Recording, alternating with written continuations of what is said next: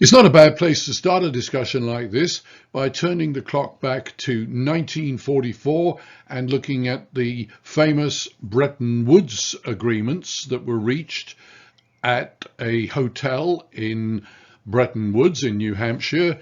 And as you can see here, a rather beautiful hotel in New Hampshire. And here we can see, for example, the delegates that attended this conference that was held in 1944, and I believe there were delegates and representatives from 40 plus countries. The conference took place in July of 1944 and lasted for most of that month.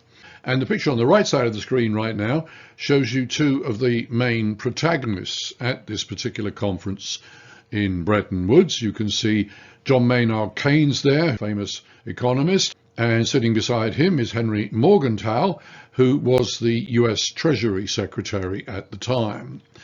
Now, at this conference, it was agreed that the US dollar would become the world's reserve currency. Delegates at the conference agreed to determine a value at which they would peg their currencies against the US dollar. And they agreed to maintain an exchange rate within plus or minus 1% of what was known as the band or the parity level that had been pegged. Another key provision decided at Bretton Woods was that the US dollar, and only the dollar, would be convertible into gold bullion. And this was, in a way, an echo of the old gold standard. It also should be noted that it was only central banks around the world that could essentially come to the US and ask for or demand even conversion of US dollars that they would have accumulated. In turn, they wanted to receive gold bullion. Also, the International Monetary Fund was established at this conference. I mentioned this idea of convertibility of dollars into gold bullion, and the slide on the screen now shows you a rather interesting perspective on what happened with regard to that commitment that the US authorities agreed to. So it talks in terms of how France secretly repatriated all its gold before Nixon's dollar devaluation, which I'm going to come on and talk about in a moment.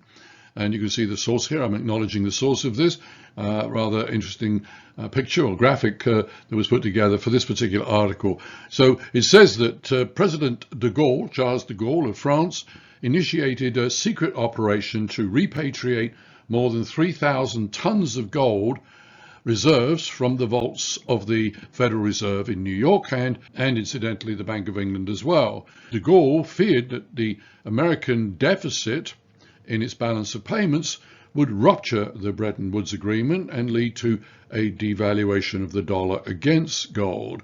So all of France's dollars were converted into gold and then shipped to France. It took 44 boat trips to do it. So France's decision turned out rather well because the price of gold in dollars increased very sharply from $35 an ounce, which was the rate that was set at the Bretton Woods Agreement. It surpassed $800 an ounce by 1980, and as and when this is being recorded in April 2025, the price of an ounce of gold is now quite above $3,000 per ounce. So the decision by de Gaulle to convert dollars into bullion turned out to be quite prescient because in August of 1971, the US president at the time, Richard Nixon, unilaterally terminated this convertibility of dollars into gold bullion. It was a big surprise, a shock, really. Nixon did not consult with other countries. He and his cabinet just decided that they would terminate this ability of central banks to convert dollars into gold. Let's have a look at the announcement that Richard Nixon gave to the American public when he made this decision. In the past 7 years, there's been an average of one international monetary crisis every year. Now, who gains from these crises? Not the working man, not the investor, not the real producers of wealth. The gainers are the international money speculators. Because they thrive on crises, they help to create them. In recent weeks, the speculators have been waging an all-out war on the American dollar. The strength of a nation's currency is based on the strength of that nation's economy. And the American economy is by far the strongest in the world.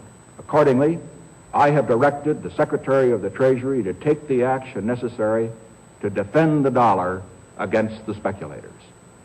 I have directed Secretary Connally to suspend temporarily the convertibility of the dollar into gold or other reserve assets, except in amounts and conditions determined to be in the interest of monetary stability and in the best interest of the United States. Nixon's decision brought the Bretton Woods system to an end.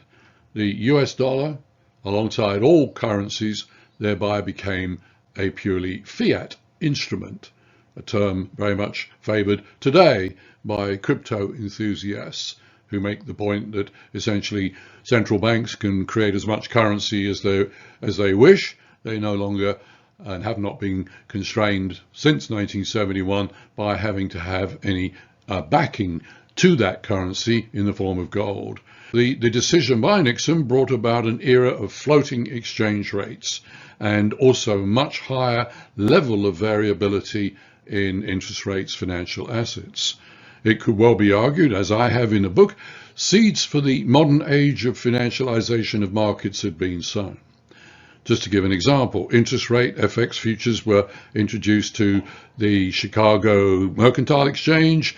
The London-based offshore or euro dollar market began to flourish.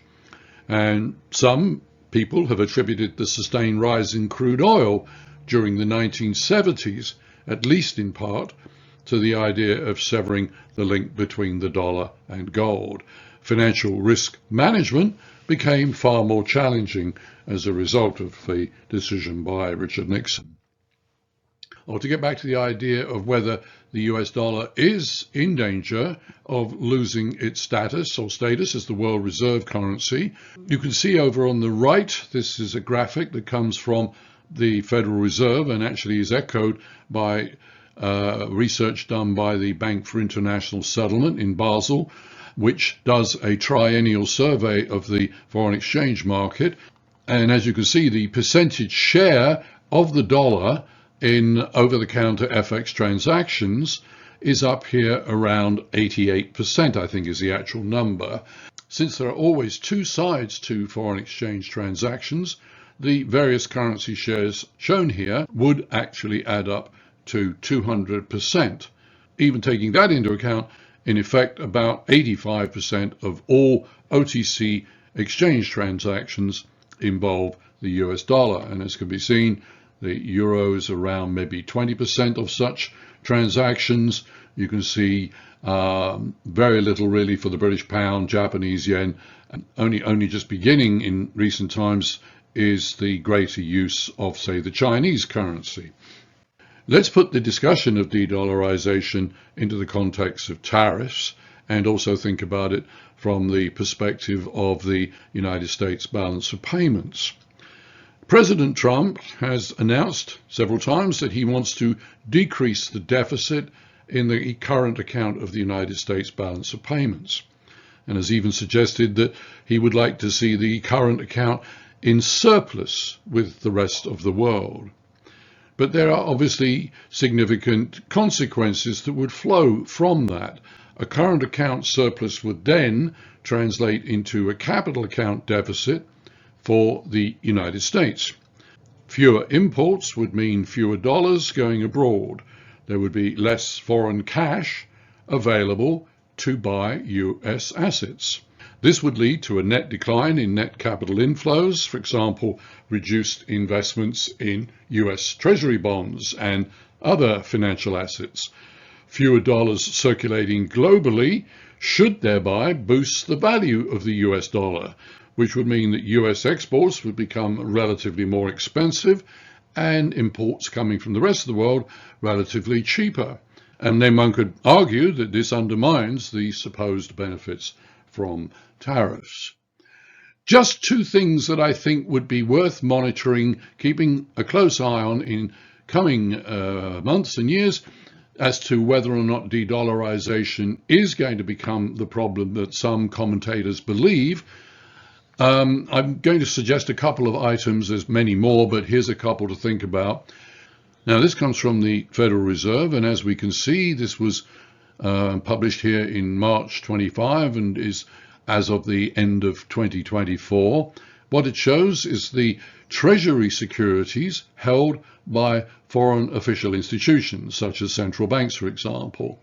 And as can be seen here, this sort of peaked somewhere here in the last 5, 7, 10 years at somewhere around $4.3 trillion.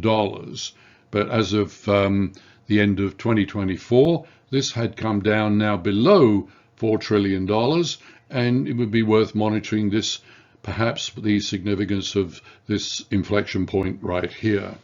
And perhaps the final index to monitor with regard to de-dollarization and the movement away from the dollar as the world's reserve currency is to monitor the US dollar index, which is a measure of the US dollar against a basket of currencies. That would include the euro, the yen, the pound, the Canadian dollar, and the Swiss franc. And as this is being recorded in mid-April 2025, and as can be seen over on the right side of the chart, the dollar has declined quite significantly during the last few weeks in the heat of all the discussions about tariffs, and it would certainly be worth monitoring whether or not the index is going to break down to levels that haven't really been seen for several years. So I hope that you have found this discussion of de-dollarization useful. It is obviously something that is attracting a lot of attention amongst analysts, commentators in the financial media generally, and it represents, if you like, a rather critical idea in the world of finance. Many more of such ideas can be found at my YouTube channel, the Corcoran Codex, and I hope you will decide to subscribe to it. Thank you very much for watching.